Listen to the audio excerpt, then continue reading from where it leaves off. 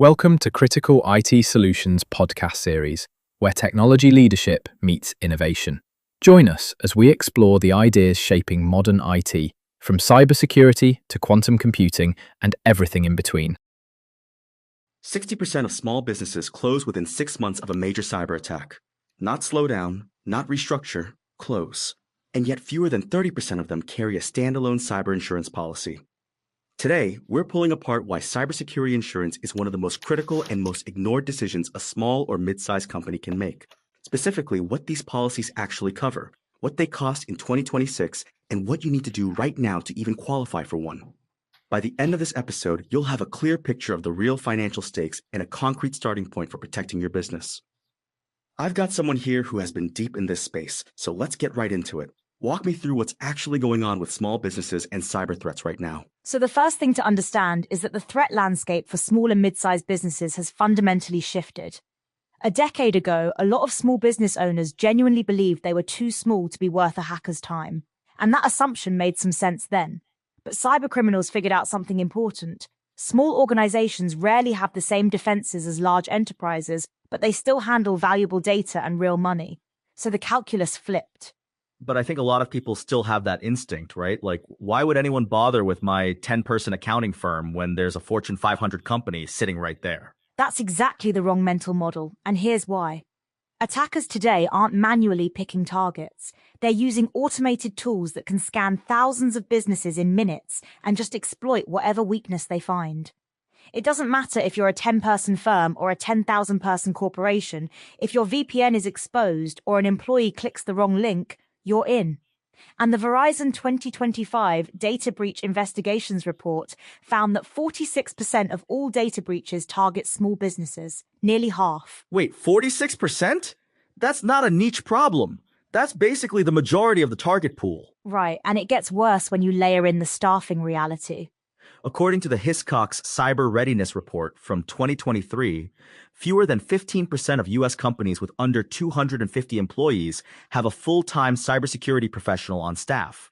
So you've got a massive target population with limited defenses and automated attackers who can find them in minutes.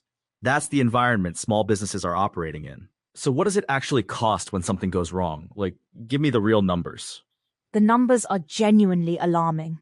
According to IBM's Cost of a Data Breach report, cyber incidents cost U.S. small and medium businesses an average of $2.98 million per breach. And that's not just the ransom payment, that's forensic investigation, legal fees, customer notification, downtime, lost revenue, the whole picture. Nearly $3 million. For a small business, that's not a setback. That's a shutdown. Exactly. And the specific attack types each carry their own price tags. Business email compromise, where an attacker impersonates your CEO or a vendor to trick employees into wiring money, averages $125,000 per incident. Average ransomware payments exceeded $400,000. And as Insurance Curator's analysis of real SMB claims points out, a single week of downtime can erase an entire quarter's profit for a small business. And there's a legal dimension here, too, that I don't think most business owners are thinking about. This is one of the most underappreciated parts of the whole picture. 47 states now enforce data breach notification laws, and the fines can run from $100 to $750 per record exposed. So if you have a breach that touches even a few thousand customer records, you're looking at six-figure legal liability before you've even started recovering your systems. That's a compounding disaster. And that's exactly where cyber insurance comes in. So let's actually define what we're talking about. What is cyber insurance and what does a policy actually cover? So cyber insurance, also called data breach insurance or cyber liability insurance, is designed to cover the financial losses a business sustains from a security event. And policies generally split into two buckets. First-party coverage handles costs your business bears directly. That includes business interruption, which is revenue losses while your systems are down. And for ransomware events, this is typically the largest component. It also covers data recovery, ransomware payments where the policy allows it, and crisis management costs like forensic investigation, legal counsel, and breach notification. And the second bucket? Third-party coverage handles claims against your business from customers, partners, or regulators. So if your security failure enabled an attack on a client's systems, or if personal data you held got exposed, that's where third-party coverage kicks in. It covers privacy liability, network security liability, and regulatory defense and penalties. The Hartford, for example, specifically lists coverage for regulatory proceedings as part of their small business cyber policies. Okay, so the coverage is real and it's broad. But here's the question I think a lot of small business owners are sitting with. Can I actually afford this? This is where the math gets really interesting. MoneyGeek's 2026 report, which analyzed quote data from 10 major providers across over 400 industries and all 50 states, found that small businesses pay $83 a month on average, that's $999 annually, for a $1 million aggregate limit policy. And for businesses under $500,000 in revenue, coverage can start as low as $500 to $1,200 a year. So we're comparing roughly $1,000 a year against a potential $3 million breach. The I can't afford it argument kind of falls apart when you put it that way. That's exactly the framing. One analysis put it bluntly, the most expensive cyber insurance is no cyber insurance. And there's another cost lever people miss. According to the Insurer 2026 guide, bundling cyber insurance with errors and omissions or directors and officers coverage typically saves 15 to 25% and eliminates coverage gaps between the policies. So you can actually save money by buying more coverage. That's counterintuitive, but it makes sense. It does. But here's where the conversation in 2026 has gotten significantly more complicated, and this is something a lot of small business owners are getting blindsided by. The era of just answering a few yes or no questions to get covered is completely over. What do you mean? Like, it used to be easier to get a policy? Way easier. Before 2020, a carrier questionnaire for a small business often ran a single page. You said yes to, do you have antivirus software, and you got coverage bound. Then the ransomware surge hit in 2020 through 2022. Claim costs outpaced premiums, underwriters absorbed massive losses, and the entire market rebuilt its eligibility criteria from the ground up. According to Leading IT's 2026 guide, small businesses now face stricter scrutiny than enterprise accounts faced in 2021. So what does that scrutiny actually look like now? The requirements have gotten very specific. The first thing carriers check is multi-factor authentication, and not just on email. MFA now needs to be enforced on every remote access tool, every VPN, every financial application, every cloud platform with sensitive data. And here's a detail that catches a lot of businesses off guard. SMS-based MFA is frequently declined now because of its vulnerability to SIM swapping. Insurers are mandating authenticator apps or IFIDO2 compliant hardware keys. So the text message code you get on your phone might not even count anymore. For a lot of carriers, it doesn't. The second major requirement is endpoint detection and response, EDR, which replaced traditional antivirus. The reason is that legacy antivirus relies on static signatures of known threats, and it's largely ineffective against the polymorphic malware and fileless attacks that are common today. EDR monitors behavior in real time. Then you need immutable and tested backups, not just backups that exist, but backups that have actually been restored and verified. A documented incident response plan, and employee security awareness training with completion records. That's a real checklist. And I'm guessing a lot of businesses think they have these things in place, but actually don't. That's exactly the problem Symphony Technologies' 2026 analysis identified. Many businesses answer the underwriting questions based on what they believe is in place, not what has been fully deployed, tested, and documented. And the consequences are severe. Trust My IP's 2026 report found that 73% of small businesses fail their cyber insurance assessment, facing either outright coverage denial or premium increases exceeding 300%. 73%. That means nearly 3 out of 4 small businesses trying to get covered are getting rejected or priced out. And what's interesting, and I think this is actually a silver lining that doesn't get talked about enough, is that the process of pursuing cyber insurance is inadvertently forcing businesses to get their Security Act together, because you can't fake the requirements anymore. Carriers want verified evidence. So businesses that go through the application process end up implementing MFA properly, deploying EDR, testing their backups. The insurance market is functioning as a security upgrade mechanism.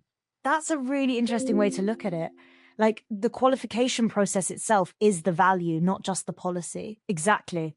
And it connects to something the research is showing about why SMBs aren't adopting cyber insurance at higher rates.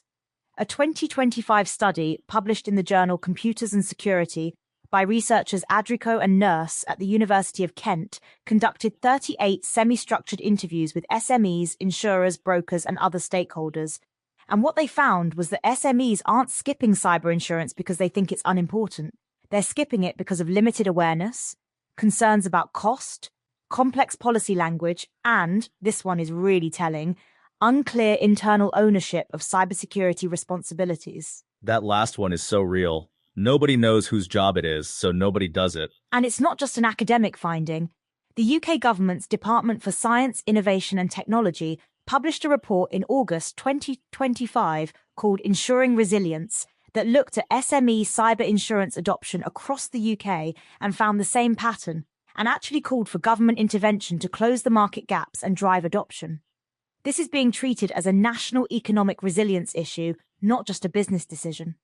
That's a significant framing shift. It's not just protect your business, it's the economy depends on small businesses being protected. Right. And when you look at real-world claim cases, the stakes become very concrete. Insurance Curator documented a case involving a Midwest manufacturing company, Midwest Precision Parts, that got hit with a ransomware lockdown.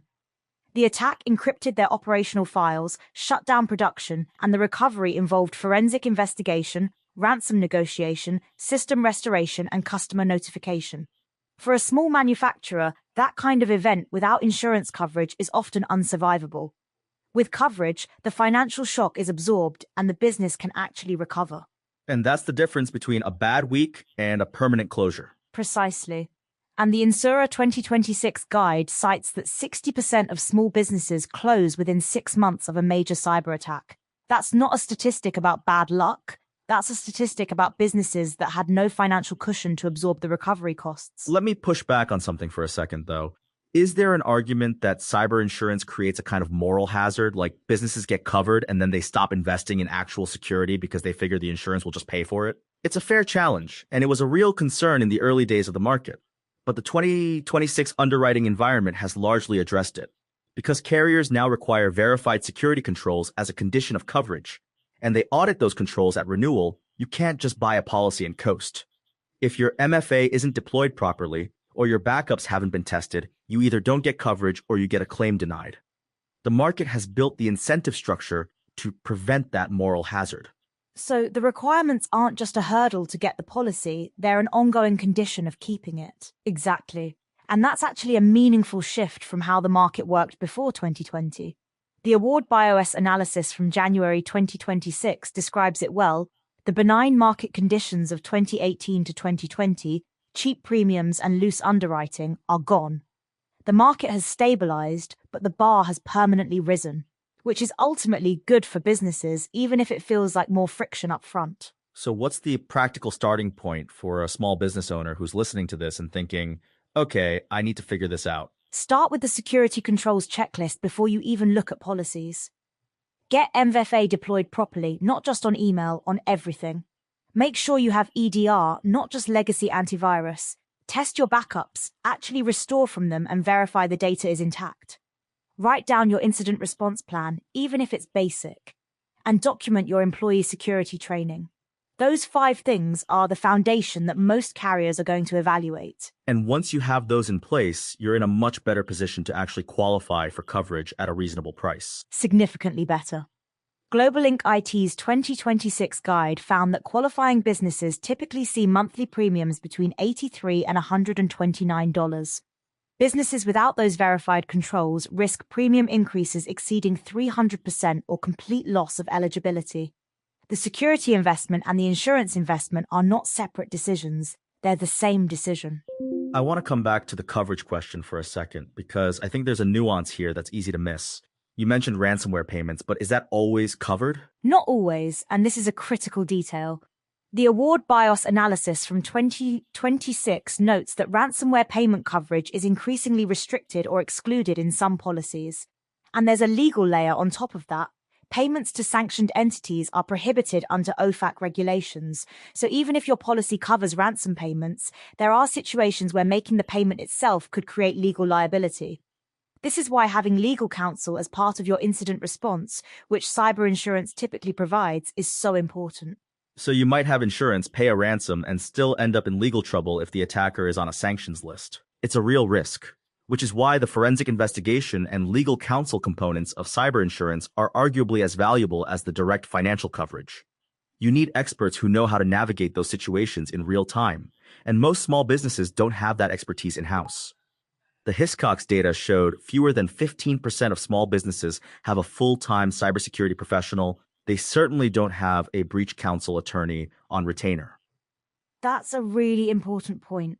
The policy isn't just money, it's access to a response team. Exactly. The Hartford, for example, offers policyholders access to a cyber center with security awareness training, data privacy attorney consultation, third-party vendor contract review, and cyber advisories. That's infrastructure that a small business couldn't afford to build independently. The insurance policy is essentially buying you access to an enterprise-level response capability. And that changes the value proposition completely. It's not just, we'll pay your bills after a breach, it's, we'll help you not have a breach, and if you do, we'll manage the response. That's the modern framing of it. DigiGuard Security's analysis of SMB cyber insurance benefits makes this point explicitly. The benefits extend beyond financial support into comprehensive incident management. And that's what separates businesses that survive a cyber attack from businesses that don't. It's not just the money, it's the speed and quality of the response. Let me ask you something that I think is on a lot of people's minds. The Hiscox survey found that 59% of SMEs reported a cyber attack in the last 12 months. That's more than half. So is this really a question of if, not when? The data strongly suggests yes. The Hiscox Cyber Readiness Report 2025 found 59% of SMEs reported an attack in the prior 12 months. A separate Devolution's SMB Cybersecurity survey from 2025 found 43% reported at least one attack. And the SMB Cybersecurity Statistics 2026 report from DeepStrike found that 33.8% of small business breaches were caused by phishing alone. These aren't edge cases. This is the operating environment. So the question isn't really, should I get cyber insurance? It's how do I make sure I qualify for it and that it actually pays when I need it? That's exactly the right reframe. And the Leading IT 2026 guide makes a point that I think is really important here. Discovering a coverage gap at claim time can be just as damaging as having no policy at all. A ransomware exclusion buried in the policy, a sublimit that covers a fraction of actual losses, or a claim denial based on missing controls.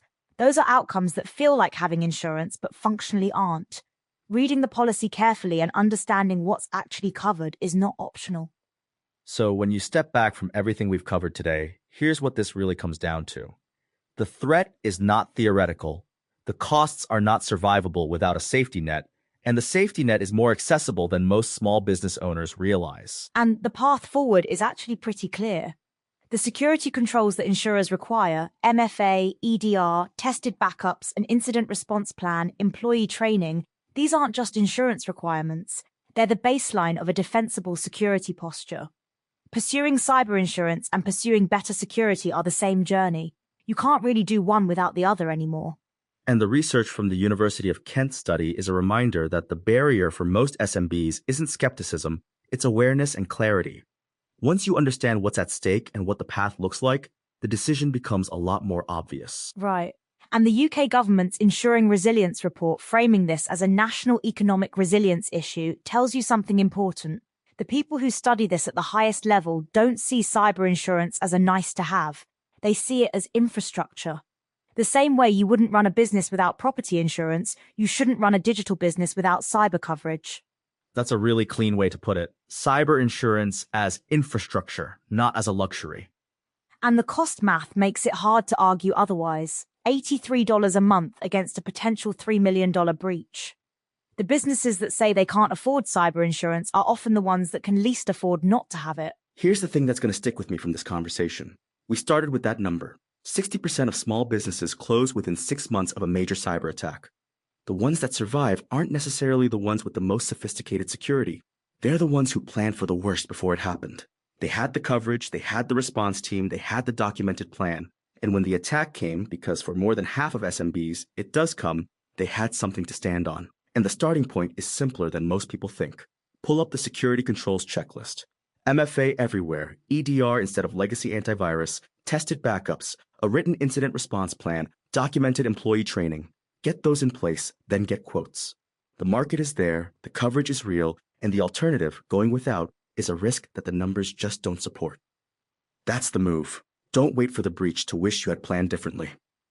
Thank you for listening to this critical IT solutions podcast. If you find this podcast informative, please like and subscribe to our channel so you don't miss future podcasts like this. Feel free to add your comments below.